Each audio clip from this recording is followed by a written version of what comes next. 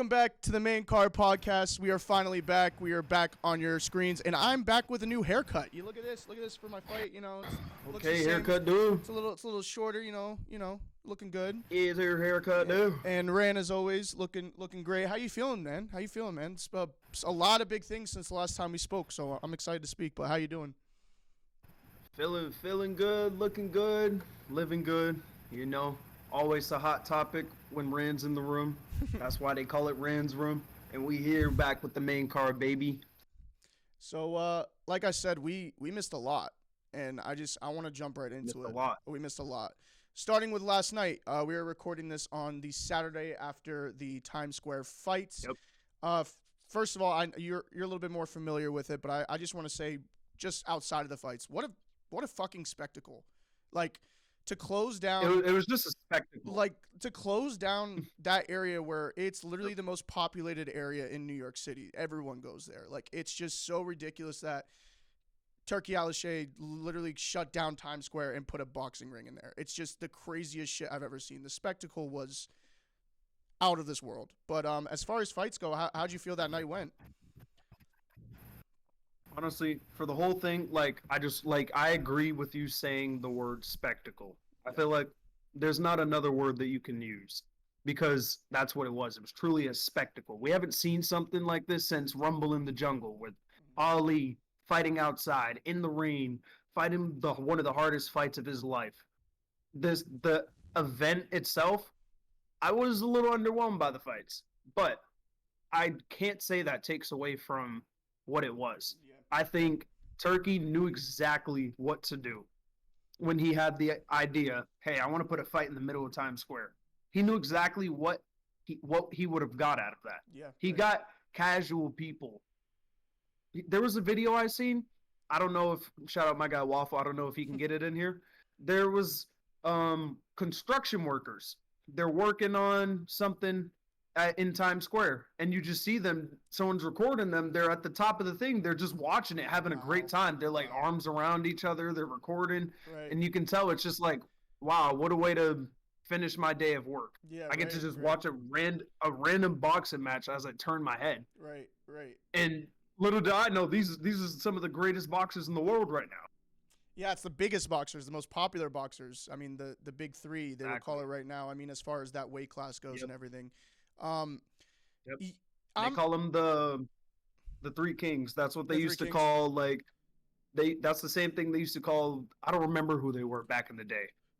There was a Three King crew. I believe it was Sugar Ray, Tommy, and it may not have been. It also may have been like Eubank, Nigel Ben. Yeah, Nigel. I know there was like, I don't know, but I see what you're saying. But the one thing I'm really curious about, when we talk about the fights, I was also underwhelmed with the fights, especially Devin Haney. I'm not a huge Devin Haney watcher. Yeah, and it was just a lot of circles being ran around the ring. Yep. But how does this now, because even though it was such a big spectacle, right? You would have thought that's the main event, right? But this fight and this card was just a setup. It was a setup for the future of what we're going to get next. And they still shut down Times Square for it. So we know that Ryan lost.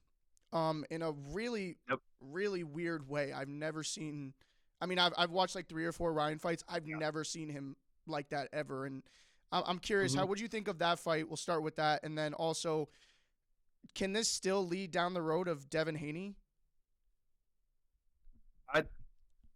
It's interesting because for Ryan, he got put in a big hole. And I think a lot of people are missing why it's such a big hole. The Haneys, they had a bad fight day. But, Lord, media week, people missed the trap that was set. Bill Haney said at the press conference, oh my Lord, what the hell has happened to Ryan Garcia? Yep. He's off the Ostarine. He doesn't look the same. That is not him anymore. And then he comes out and looks like that in the fight. It put a bad narrative on Ryan Garcia. Yeah. Now everyone thinks Ryan Garcia, he was a product of the Ostarine. And in my opinion, what really happened is Rolly, great fucking fight that he put on his best fight of his career. Yeah. He kept that hand high, tight, chin down, and there was no entry for Ryan's left hook. None. There was none. And Ryan had no way to set it up because in the second round, just like in the Luke Campbell fight, just like in the Gervonta Davis fight, in the second round, Ryan got clipped. And that changed his entire fight. So once he realized he's not landing his money shot, the shot that he knows is putting everyone out, he was scared to throw his real best shot, his straight. He was scared because he didn't want to get hit. And when you say, does that lead, is there a way that can still lead to Devin Haney versus Ryan Garcia? Yes and no. Okay. Because it all relies on Devin Haney now. Does Devin Haney want to fight Ryan Garcia anymore? Obviously, he probably does. But you don't have to fight him anymore now. He ruined his image. But, like I said, it's probably going to still happen. Yeah. It's more than likely still going to happen because Rolly doesn't want to fight Devin. Rolly did want to fight Devin, but I think he's more keen on letting those two handle whatever they have to handle. Right. And we just found out with Eubank and Conor Benn, which we'll talk about later, we just found out you don't need to be fighting for a belt for it to be a massive fight. Yeah. Yeah. It's just... And, yeah. It's Go ahead. It's just disappointing. It really is because Ryan was he's entertaining on the mic. He does everything right as far as media goes, and he was off the alcohol and everything, and he was and he was still very entertaining. And just seeing that, it just didn't look like in what you said. Now I can understand that when he first got when he got clipped, he was just scared. He was scared to throw things, and that's a little disappointing to me because he usually lets those hands go, man. Yep. He usually lets those hands go. So it's just. It was a paw battle. Yeah, even though the fight might still happen with Devin Haney, it's not the same amount of hype that we got the first time. I feel like it's kind of died down because of that performance. Both of their performances. Correct. Like it. And the thing is, no one's going to talk about. Like people were talking about it before Ryan walked out about how bad of a performance Devin had, even though he basically swept. Yeah. It was just he landed, I don't know if you've seen, he landed 70 total punches through 12 rounds. He landed 70 total punches. And what's his name? Jose landed 40 total punches. What's going on? So everyone was talking about it before Ryan fought. Then Ryan fought, and everyone kind of just like forgot about it because everyone was like laughing at Ryan. Yeah. But Haney looks like he is absolutely scared to get hit. Mm-hmm. Yeah. Yeah. Everybody loved, my favorite fighter. I love Shakur Stevenson. Yeah. Yeah. He had a bad showing against Edwin De Los Santos where I'm going to make these shoes for him. His left hand, his literal left hand, his dominant hand is injured. So he went out there and tried to fight a fight with one hand. Yeah. And he couldn't get off a lot of shots. Right. So he won defensively. But you have Devin Haney coming out as fresh as a daisy, saying that he's the best he's ever been. He was at Big Bear. He was training his absolute ass off while everyone's taking breaks for the last past year. He has not missed a single day. And he came out and threw 220 punches, landed 70 of them, and stayed on his back foot for the entirety of the fight. Yeah. That's the Devin Haney who just said he was going to go in there and batter Jose Ramirez. Yeah. And then he's going to do the same thing to y'all boy, Ryan. I get talk is talk. But that shit sucked. Yeah, it really did. And to move on from those two shit fights, someone that carried this night on their back, which is Teofimo Lopez. He carried the whole event. He carried the whole event. Whole event. I'll be honest. No, whole event. The carried media, the entirety of the event. As soon as it was announced, he was always the star. But we were all focused on the Devin Haney Ryan. How that's gonna go. Yep. We were all focused in on that. And we forgot to give Teofimo his props. I feel like, the general public forgot to do that and realized that, dude, he had a great night. Teofimo's an amazing boxer. He's an all-time great. He's like so poised though. Like he you know what I mean? Like he walked in there and even with he enters flow state very easily. Yeah, and it's really something to behold because like he came out there, and it was like, I feel like sometimes, like with boxers, especially with the sport, any little thing, any little grain of sand can fuck up a lot, right? And going into a new atmosphere with Times Square and being outside and all those other things that is like on top of already He's being from nervous New for York, fighting. though. That's true. That is true. He is from New York. Yeah, he's from New York. I just feel like he just looks so poised, man. He was so comfortable. It's like that's where he lives. Like that's like he lives in there. It was really something to behold. And I like, what did you think about that fight? Because I missed it at first because I was working, but I was able to recatch everything. And it's just, like I said, Teofimo is an all-time great. His skill is second to none. Out of all the guys in his weight class or the weight class below, 140 and 135, there's not a person with the skill he has. He has skills beyond our belief, and he can do it against the best of the fighters. He had the best opponent on the card. Arnold Barboza is beyond a great opponent. Beyond a great opponent. I want you to understand, Arnold Barboza just came off of dominating Jose Ramirez. The guy Devin Haney just fought. Yeah. That was Arnold's last fight. That was Jose's last fight. Wow.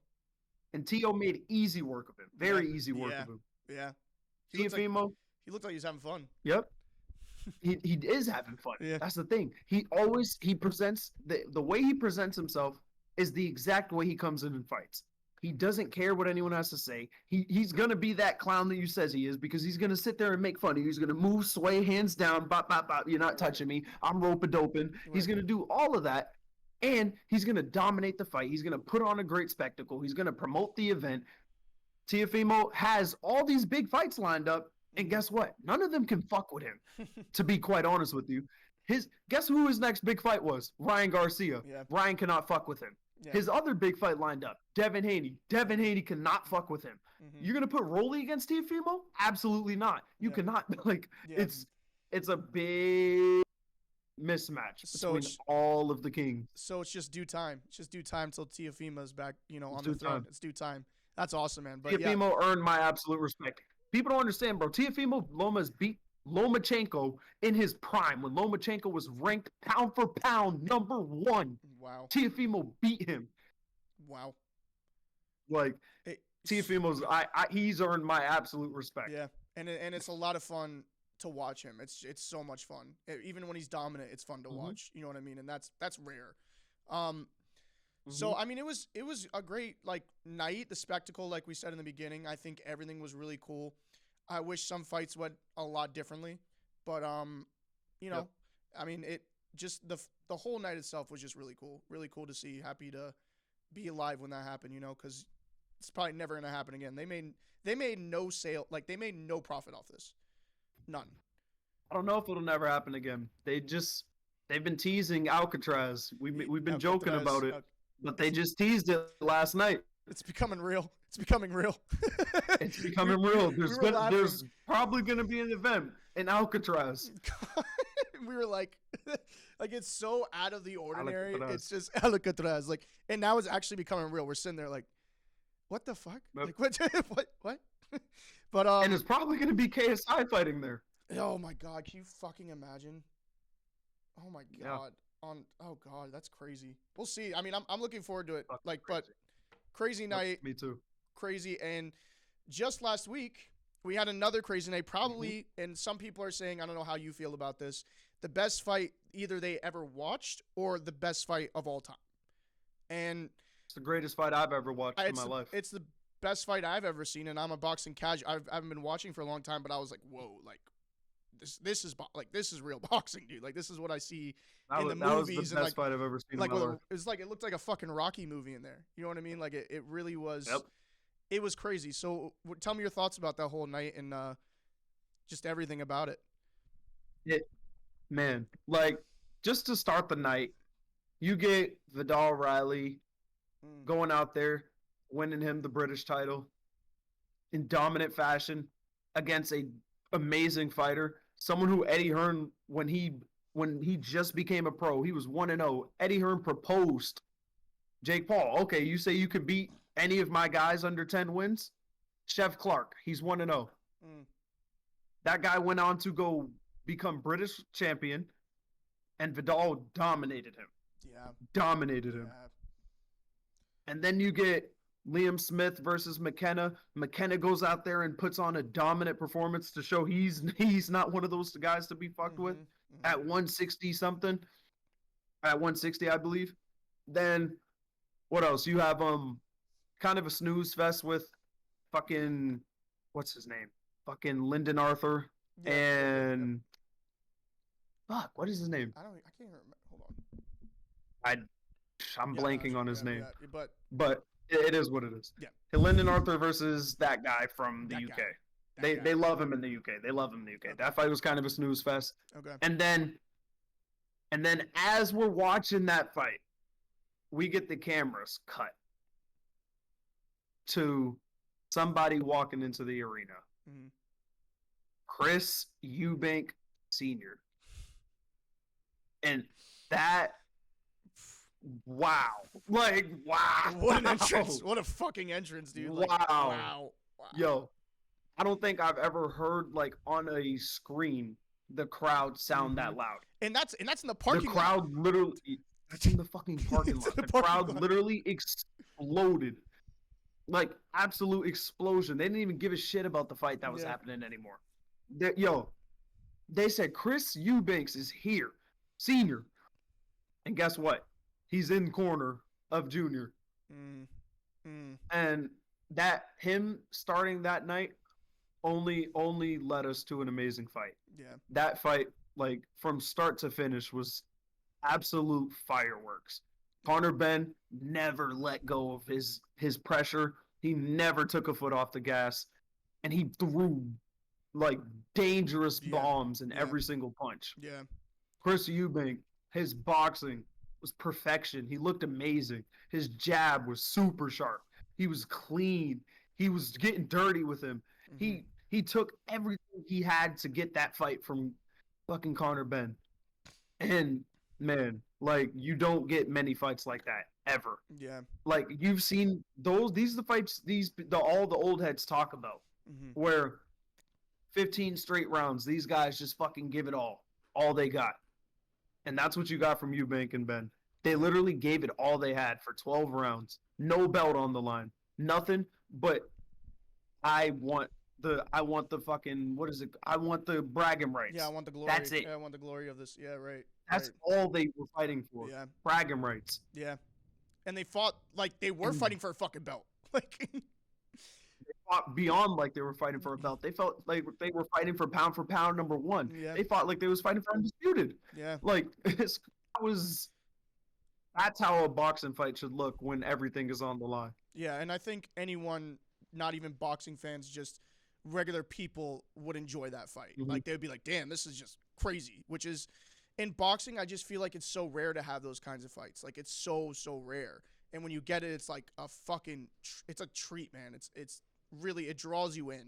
Like it really, really draws you in. And I just think it was really cool to go back on that that entrance. Like, dude, what a fucking like moment. Like when I saw that on, like literally watching that, dude, I was like, damn, like I really don't know what the conversation was had before, because literally 2 days before that, or even a day before that, he was like, yeah, I'm not going. Like, this fight's not happening. This fight's not happening, whatever. And the fact he showed didn't want up, the fight to happen. And not only that, he sat. I don't know if you heard the story with where Eubank Sr. He has his YouTube channel, and he was just talking about the entire night. He sat next to Nigel. And he sat. There was no seats. Apparently, someone like a prince or someone was sat in his seat, so he had to go sit next to ringside next to the only seat that was available was next to Nigel Benn. And Nigel Benn. The conversations that were had, dude. Chris Eubank Sr.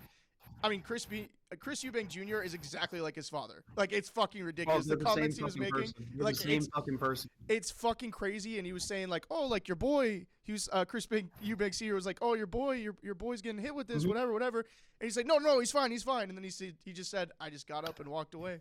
Like, it's just, he is really. Hey. I hope I see more of him, man.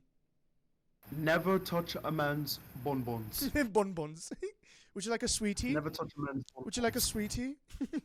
I don't know if you know the story about the bonbons, but no, I don't. That might be Chris Eubank's funniest fucking moment of his absolute life. Like, I did. So he's talking about He's like, yeah, so there's these young fellas, right? They broke into my van, and in my van there's nothing in there, but couple laptop, wallet, and in the glove compartment is my strawberry bonbons. So they break into the van.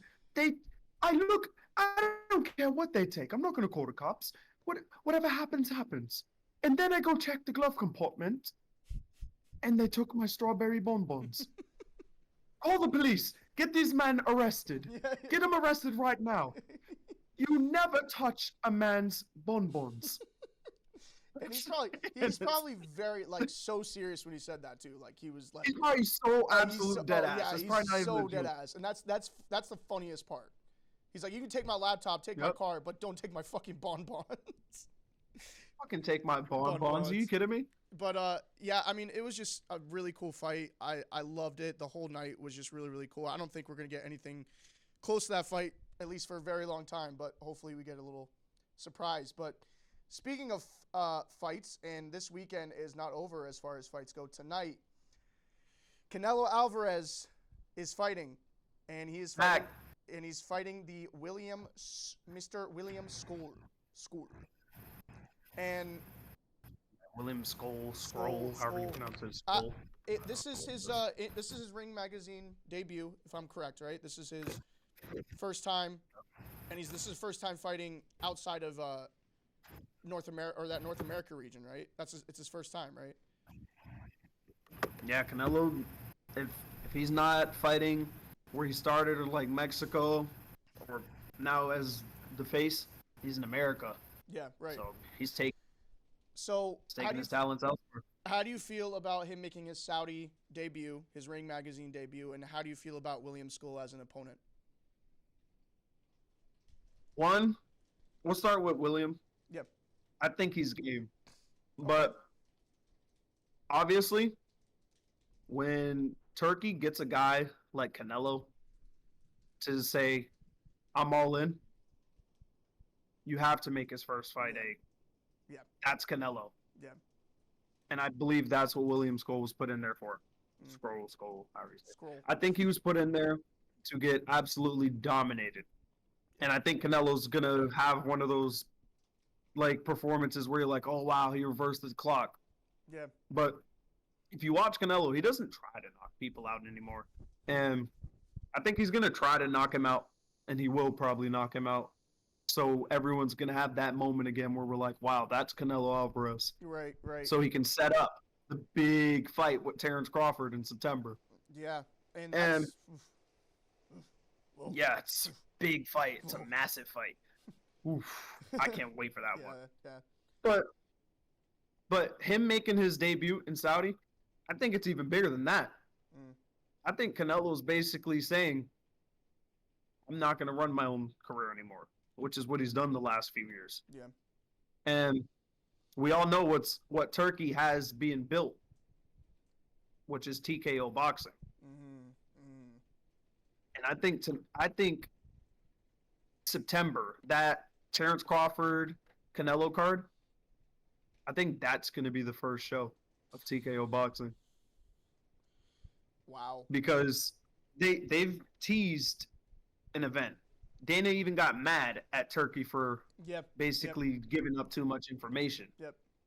And something's telling me Canelo is going to be the face of TKO boxing, along with all those guys he's brought along the board. People don't realize the crew he has with him. Turkey has Canelo, Bud, Shakur, Devin Haney. He has Naoya Inoue, who's fighting on Tuesday. Usyk. Yeah, you want to watch Inoue, you got to wake up early, John. Oh, no. I was going to say, man, I see you guys watch his fight, or someone watch his fights, and it was like fucking like 3 and 4 in the morning. Yeah, I'm like, what the fuck? But hey, he fights in Japan. Oh, yeah. Okay, that makes a lot more sense. But yeah, dude, that's crazy to actually think about. And like, because I'm really excited about this TKO thing, because it's literally just like the UFC. It's the best of the best fighting, the best of the best. And I was actually had a question. Do you think they'll make that kind of a super card, like wait for Devin and Ryan. If that fight happens, put that in the undercard. Like do something like that. Listen, that card is going to be massive no matter how you fucking slice it. Mm-hmm. Canelo's fighting Terrence Crawford, 1 versus 2. Mm-hmm. You can't, you can't make a mediocre card. Yeah, it's going to be a small card, and it's going to be filled with bangers. It's probably going to be the best card you've seen in your lifetime. Yeah, to be honest. Yeah, and Dana likes. To it's going to probably be a 6 fight card, and I'm cool with that. I can probably say that. I'm cool with it. Me too. I'm actually as prefer long as that. You put the best names on that shit. Right. Yo, listen. I know people have their opinions about Shakur, but you put Shakur on that card, man. You put who else does he have right now?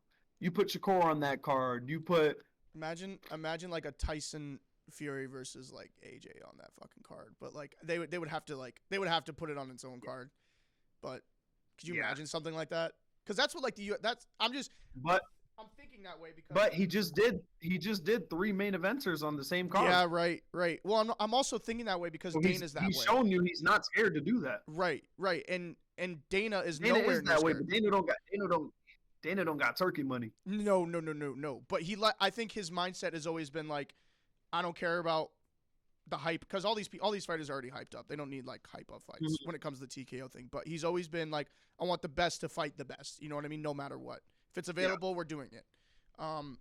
So you're right though. He doesn't have that Turkey Alalshikh money, man. That's also Dana has also shown you he will make a super card if he has that super fight. Yeah. So he's done it time and time again. What was the last 100 event? Was it UFC 300? It was UFC 300. Yep. Fucking look at all the fights on that card. Yeah, it's a super card.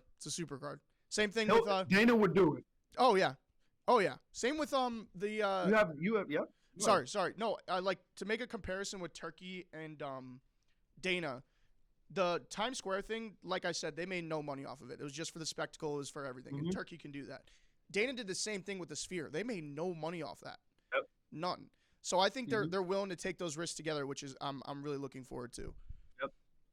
And that's why I think they're gonna have a mega super card with it's Canelo versus Bud. Yeah. You can't underwhelm with the undercard. Yeah. You got to do it justice. Throughout the whole card. Mm-hmm. They both know that.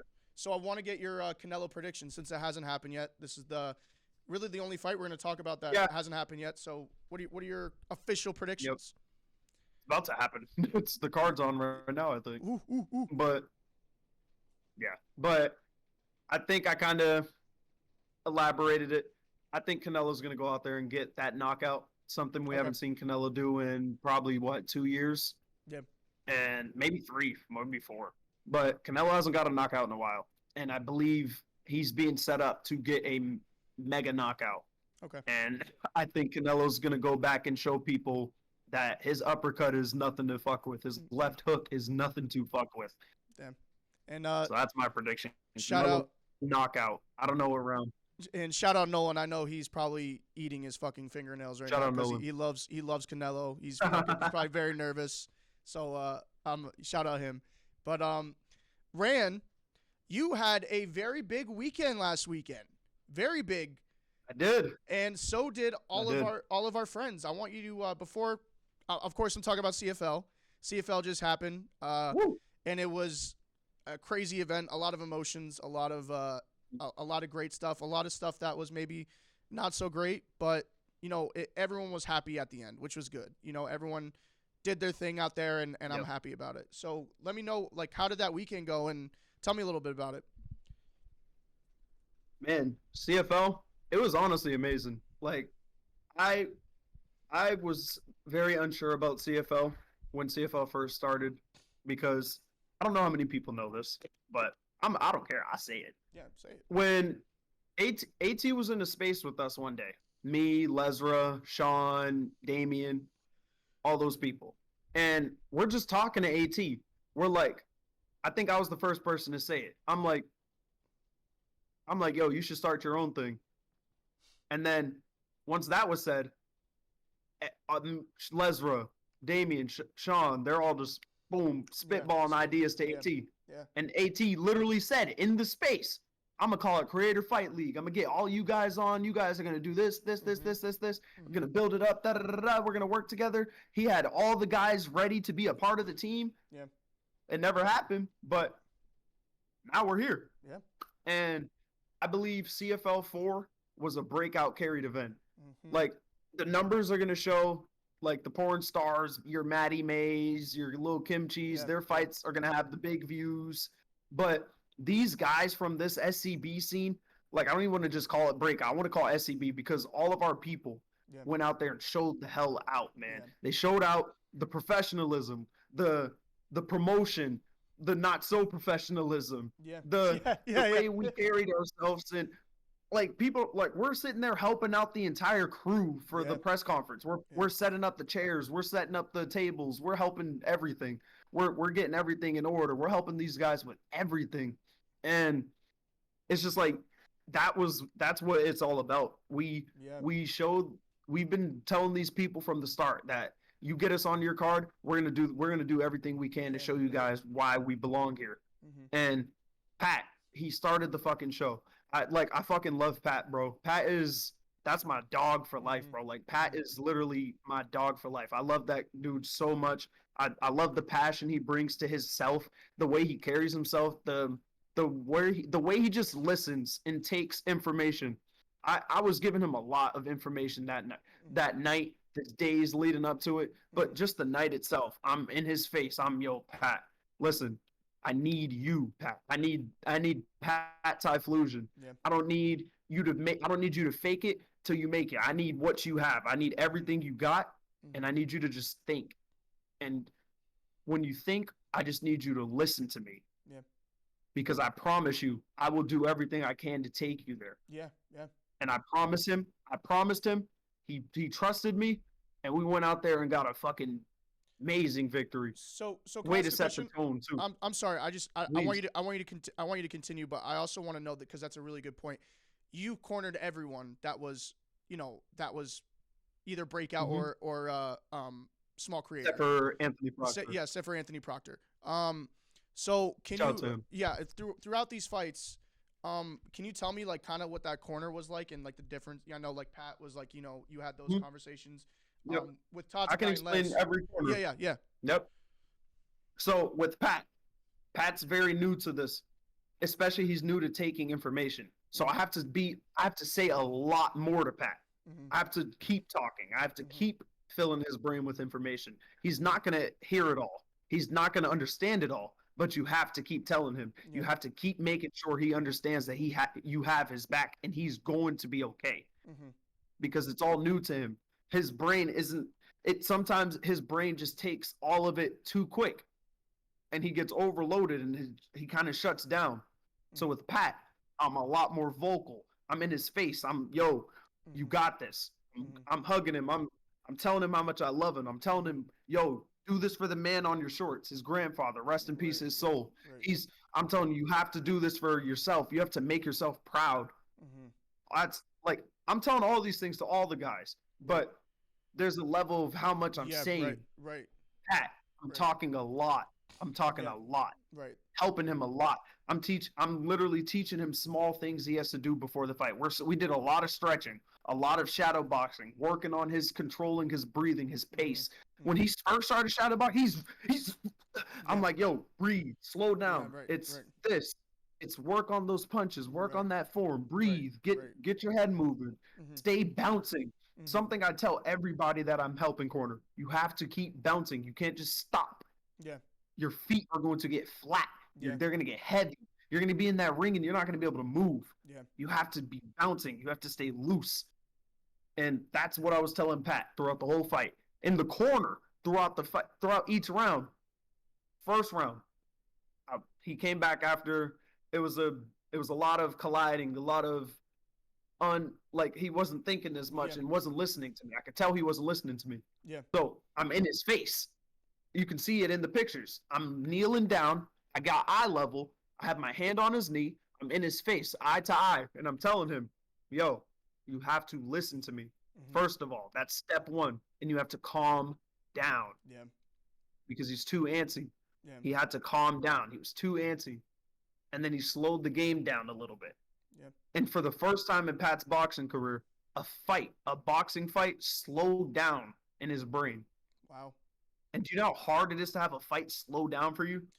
No, It's a I fight. can imagine, though. I can imagine. Literally, it's pumping on a different level. Yeah, yeah. And the fight slowed down for him. And he took it. He went there and took it. Love that. I fucking love it. And it like I said when I said we talked about CFL full of emotions, that was where most of it was. It was just whenever Pat fights, you're overwhelmed with emotion. You're overwhelmed with emotion because you just want it so bad for him. You want to see him win badly. So also, before I get to the co-main event that happened, I call it the co-main event because I cared. Whatever. But it was the co-main event until this lady, I don't remember her name, but she's really big. She sold out the whole thing. Her name's Missy. Okay, yeah. She came on the card. They switched it immediately. Got it. Okay. Tatakai, man. It's been before you go ahead. It's been a long time since you guys got to work together, and goddamn, man, the fucking I could hear you and I could hear the advice he's saying, and he's listening. It was like a dynamic duo watching you guys, and that fucking shot was crazy. And like even I have to give you your props too because I work with Tatakai a good bit, and he was saying to me, he said, I was so in my own head before the fight, so in my own head. And all it took was Rand having a conversation. I won't say exactly what that conversation was, but it's just, I got to give you your props there because he even said, like, I was in my own head. I didn't know what I was really doing out there. I just felt weird. And when you had that conversation with him, he was right back. So got to give you your props there. But tell me, how was that experience getting back with Tatakai? Man, like, I'm getting goosebumps, right? Like, I'm trying not even to be cringe, but, like, genuinely, like, the same way I tell you guys how much I love Pat, like, I love Tatakai, bro. Yeah. I love him so much. Like, that man is true family to me. His wife, family to me. His daughter, the way his daughter gave me this big hug at the end of the event. I almost cried. Like, that's literally a family to me. And what I told Kai to, like, I won't even go too fully in depth. What I was sitting there telling him before the fight, because listen, I say this all the time. You can tell when somebody's nervous. Yeah. That's the easy part. But what's not easy is to go over there and say something to that person. Yeah. And saying the right thing. I build myself on being able to get over to someone who's nervous or feeling not right and doing everything I can to make sure they're okay. Yeah. And what Tatakai needed, because I can tell what he was feeling. He's been through a lot, bro. He's been trying so hard to get an opportunity. Yeah. He's been asking so much people for just a little bit of support. Yeah. And none of it would come to him. And that shit would burn him. It would burn him. It would burn him. It would burn him. So now he's here. He's at this moment. Everyone's rallying around Pat while Kai's just in the background doing his own thing. So when it's Kai's time, I'm there with him the whole time. Same thing. I'm head to head. I don't give a fuck. Call it whatever you want. I'm head to head. Yeah. I'm in your face, eye to eye. I don't care if my breath stinks. I'm eye to eye with you. I'm face to face. I'm telling him, listen, man, this is it. Like, I can't tell you how many times you've begged for this moment. You've cried for this moment. Yeah. You've thought about giving up for this moment. Yeah. You have to go get it. Mm-hmm. I don't care if it hurts. I don't care if the shit feels like a fucking boulder's hitting you. Yeah. Go get this shit because it's all right in front of you. Everything that you've wanted is all right in front of you. Yeah. It just got taken away from you. You was on that Rampage Jackson card, and it got taken away from you. Yeah. So go show everybody how mad you are that they took that shit away from you. And he did. And that's what he did. Fucking did. And that's exactly what he did.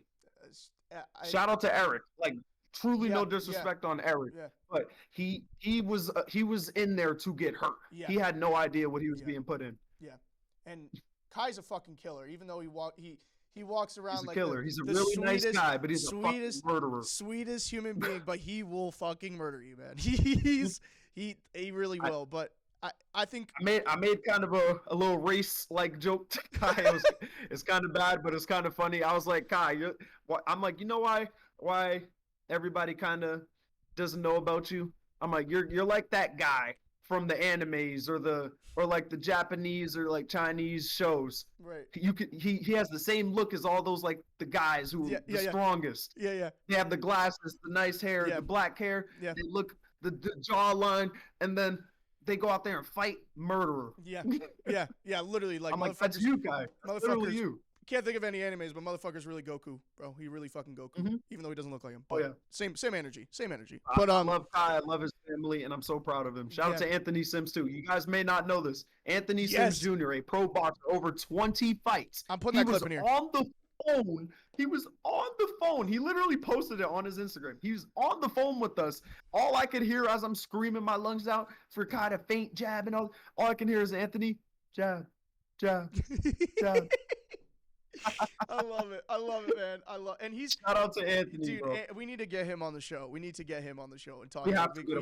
We have to. But yeah, dude. When that happened, I watched his reaction video because I follow him on Instagram. And dude, it was so funny how I found out that Kai knew him because I followed him on Instagram because our buddy Jalen told me to follow him because we're for the upcoming fight that I have, and he told me to, and I saw like a review video that he does, and I'm like, and it's a dude with a hoodie on. The same jawline as Kai, and I was like, "Is that fucking Kai? Like, what is he doing on my feed right now?" But that was really cool. And then seeing that reaction, he's like, "That motherfucker cold." He was like, "That motherfucker cold." And he did the Ali shuffle. Cold, man. CFL didn't get to see it on the stream, but he did that Ali shuffle. We didn't get to see it at home. Shuffle. But, oof. Yo, he was taunting in there after each knockdown. Mind you, he got 2 knockdowns and then he stopped him. Mm-hmm. Yo. Like I said, I hate to bring up this moment because I had a great moment with Eric and his wife after. Mm-hmm. But, man, Kai hit him so bad. The dude fell literally face first to his wife. Yeah. To the point where she picked up his head and told him to keep fighting. Oh, shit. And that is, like, it's just crazy to see shit like that. Yeah, it really is. That's, like, humbling. It's fucking, like, wow. Like this. It is. Like, once again, shout out to Eric, shout out to his wife and their beautiful daughter they just had. Nice. They were very respectful before and after the fight, and you can only appreciate opponents like that. Yeah, exactly. And they're rare, so you got to always appreciate them. So I know that was just a really cool thing. I wanted to get a little bit more out of the Kai thing because seeing you guys together again was just. It was wholesome. I fucking love that, bro. That's Reverse Flash. You guys don't know. I'm Purple Flash. That's my boy. That's Kid Flash over there. It's Mr. Yellow Flash, whatever you call him.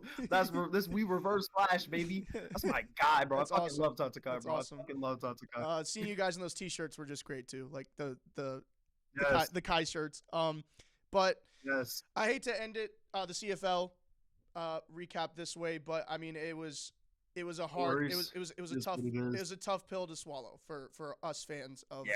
Of course, I'm talking about your mother's favorite fighter, Lezra Gomez. Still my mother's favorite fighter. By the way. Still my mother's favorite fighter. Still. Yeah. Tell me a little bit about that. I mean, it was. I texted you right after, and I was like I literally just said, "Fuck, man!" Like, fuck. Mm-hmm. Like it just hurt. It hurt. Yep. But tell me just how that kind of situation went, and maybe some things that maybe we don't know behind the scenes because you were with him all weekend working with him.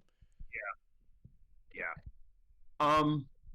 For starters, I just want to say, Lezra, listening to this, Lezra, I'm so proud of you, bro. Like, it takes a lot of courage. It takes a lot of spirit to go out there in the situation you had yourself in. And you knew it was all or nothing. You knew it was, you had too much on the line to not go out there and fight. Yeah. So you tried, and it didn't go your way, but that's okay. Because now you get more of a dose of how real this sport is, and it only lit a fire under you. Yeah. And I'm glad it did, because I've been there.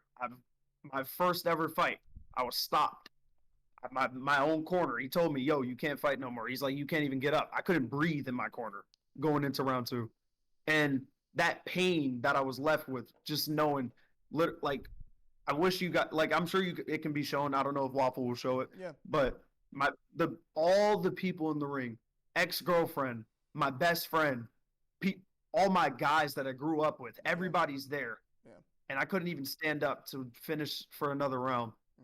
Like, devastated. It took everything out of me. I didn't even get to watch the main event where my boy got an amazing knockout because I was sitting outside with my head down, just laying there, yeah, pissed off. Yeah. And I know, like I said, I know that feeling, but I also know the feeling of busting my ass to get out of that slump. Taking a loss like that only, I tell this to everybody, it only should make you want to do better. It should only make you want to grow. It should only make you want to work harder. It should never bring you down because you went out there and did it. Fuck it. Whatever happens, happens. Yeah. But fuck it, bro. You win, you lose. Fuck it. Yeah. Go get it. Go get it again. Yeah. And again and again and again and again. And prove yourself right. Prove yourself why you doing this. If you want to do it, go get it then. Go get it. And Lezra, like, I'm so proud of you, man. But to speak about just like the fight itself, what led to it, I don't want to make an excuse for Lezra. Yeah. He obviously fought on an injured foot. About a week before the fight happened, he texted me pretty early. He's in a boot. I can't walk. Can't put any weight on the foot.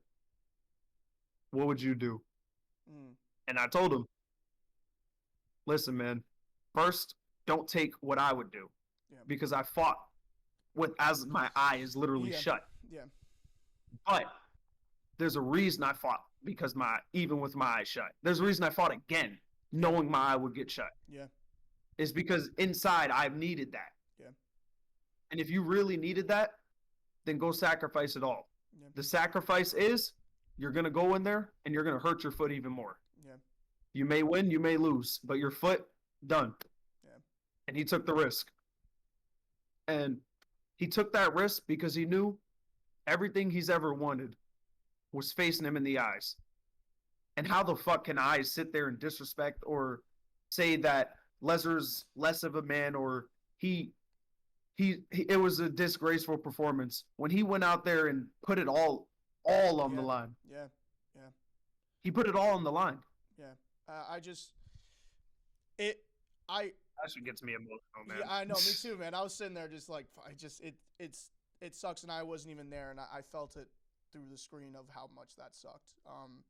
But like you said, like I'm super proud of you, Les, dude. The way you carry yourself, and people don't know this, like you've helped out me so much in my boxing, and not only that, just motivation. Because before my last fight, I remember him literally getting off the commentary table, coming up to me, holding my shoulders, and literally face to face saying, like, show him who you are, dude. Like, and like me, and he didn't have to do that. He didn't. People don't know how nice of a person he is and how hard he works outside of what you see, because he really does his best to promote, entertain everyone. Like, he literally does it for everyone else, and people don't realize that. And I can't tell you how proud I am to see you on that stage. And I know this isn't the biggest stage you'll be on. It's literally just a little curve in the road. It really is. And there's going to be a lot more opportunities for you because you showed who you were. Regardless of how the fight went, you showed who you were. You showed you had heart, showed you're funny, showed you had promotion skills, and you can bring any company up to the top. So shout out to you, man. And I just want to say this. Go ahead. People did not see, and I feel like I wish it was highlighted a lot more. Nobody's seen the respect Lezra showed to Big Sam after that fight. Yeah. Yeah. They had a lot of history. Yeah. Like nasty history. I don't know if people know this. Lezra's mother literally got into altercations with Sam on the night of the fight, before the fight. Like after Sam won, Lezra's father and Sam literally are getting into it. Yeah. And Lezra's going over there, he's telling everyone, stop. Yeah, relax. Yeah. Yo, y'all gotta chill. He goes over to Sam, I appreciate you, I love you, thank you. Gives him a hug. Yeah. Mind you, Lezra's fucking brother, I don't know if y'all see that man on the goddamn screen. His brother is fucking taller than him, bigger than him. Yeah, and guess what I did? Yeah, dude, I saw that, man. Shout out security. I've had to hold Lezra down. I could not hold Lezra down, but guess what? I held his damn brother down. Hey, I you stopped did your his thing. brother from cranking Big Sam shit. Yeah, bro. Yo, he was this fucking close from cranking and that Big would have been Sam. so bad. It would have been so bad. I mean, really it would have been so bad. And so shout out to you. You did it. Really bad. You did it.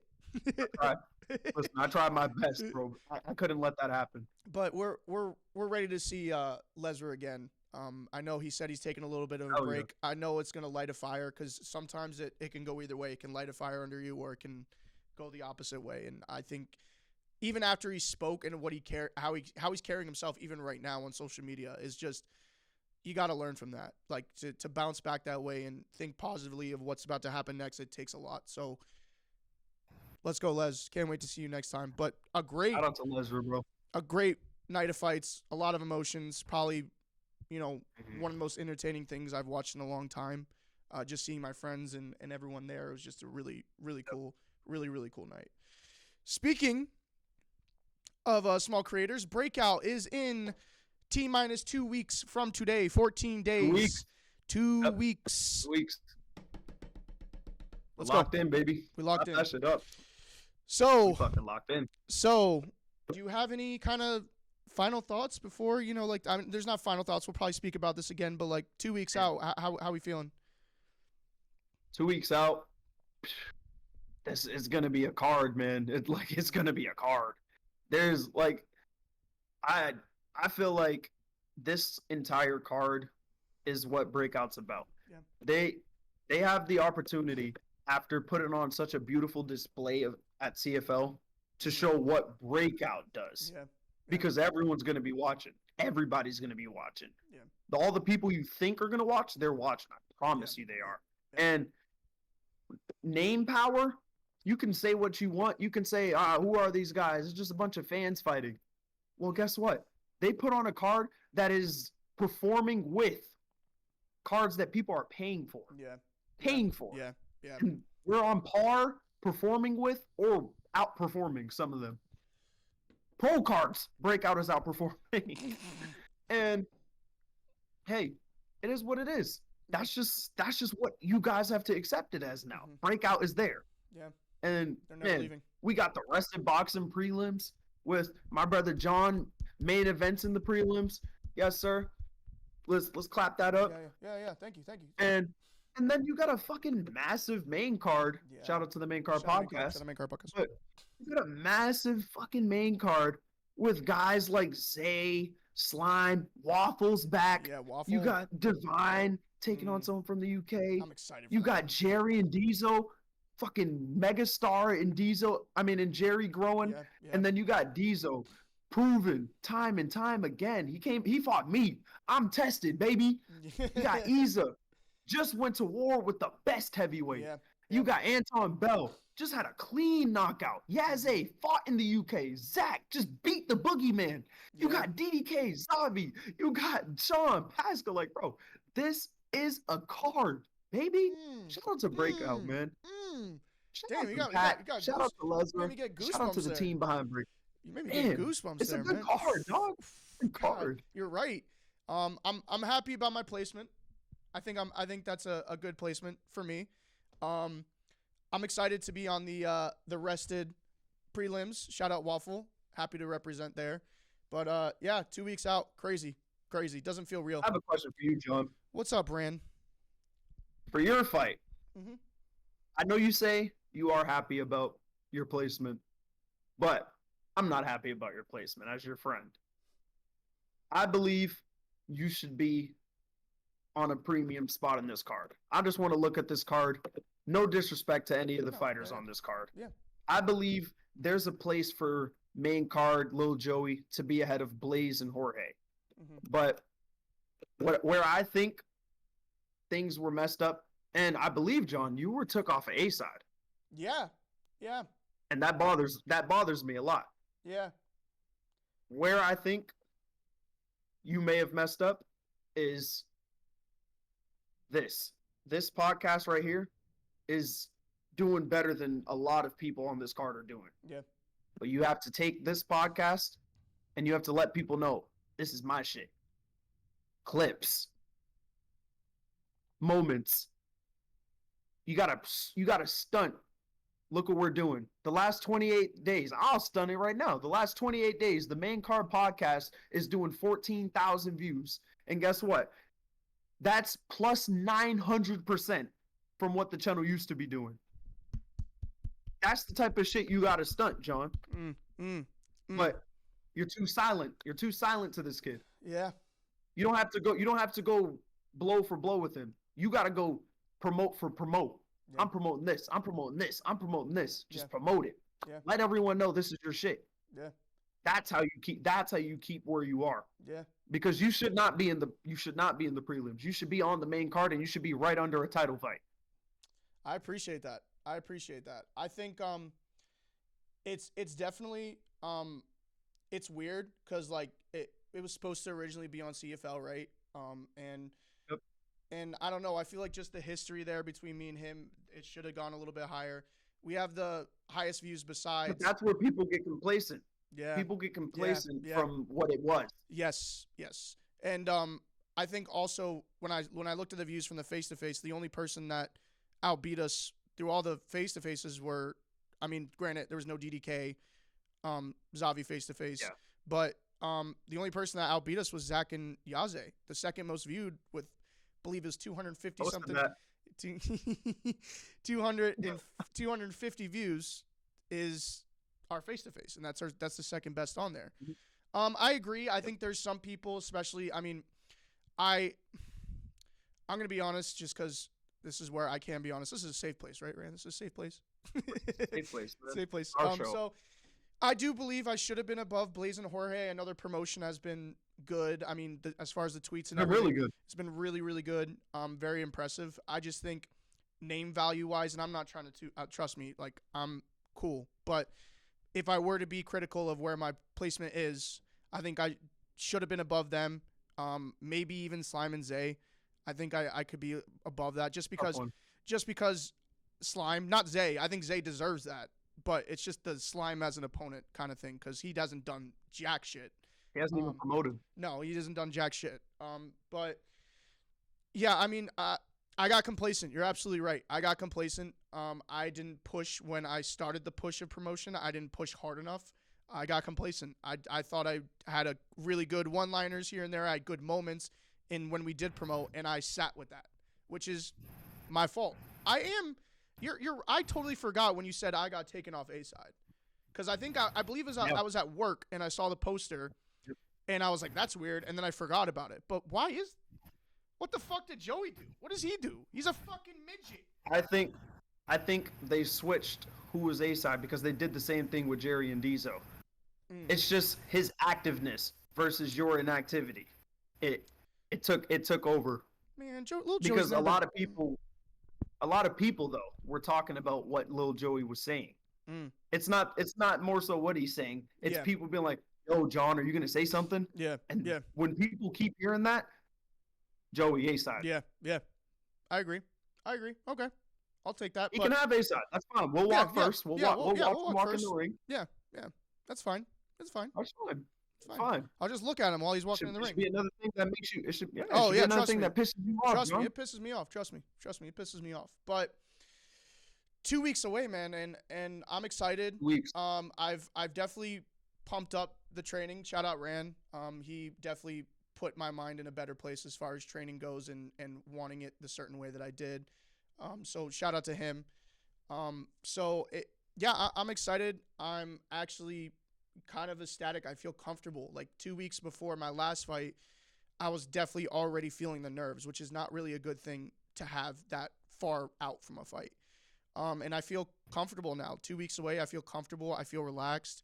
I'm ready to see everyone. I'm ready to work hard. And yeah, I'm ready. And I'm also a little bit more excited. I'm on the prelims because I get to see this amazing main card that's happening. You know, with DDK and Zavi. Yep. I'm glad I'm a little bit. That's the one good side about it is that I'll get to see all my fights with all the other fights with no distractions, and I'll be done. So that's nice.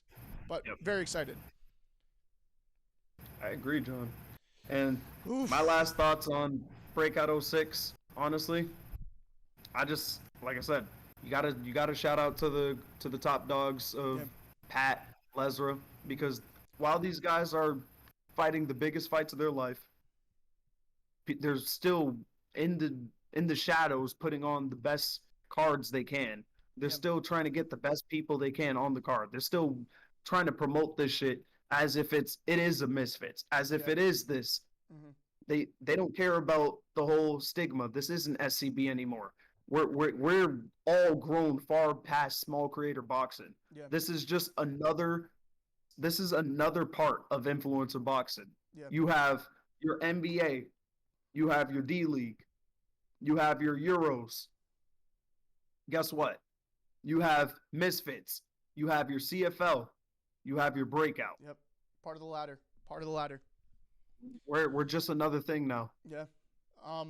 So I mean, I love this, man. I loved getting to talk to you again after a little. I mean, it wasn't that long, but for me, it felt long. It felt pretty long for me. But it feels long not recording, bro. It feels like a fucking eternity when we don't record. Exactly. Even like 2 days is like, what the fuck? But dude, I loved this. I love talking to CFL with you. Shout out to you. Can't say it enough. Best quarterman in the world. I can't wait to have you in my corner in 2 weeks at Breakout. Shout out to Anthony Taylor and Ben Davis for getting your boy an interview. Yeah, dude. I mean, yeah, and I'll leave that in description. I'll actually put a clip right here and a little tiny clip of good looking Ram with Ben Davis. But you're doing great with your single channel too, man. I love it. You're the best. Everyone and the comments I've seen, the comments I've been seeing, dude, it's like people love your questioning. It's easy to talk to you, and there's some people in the scene that is not very easy to talk to. Fredbeck. But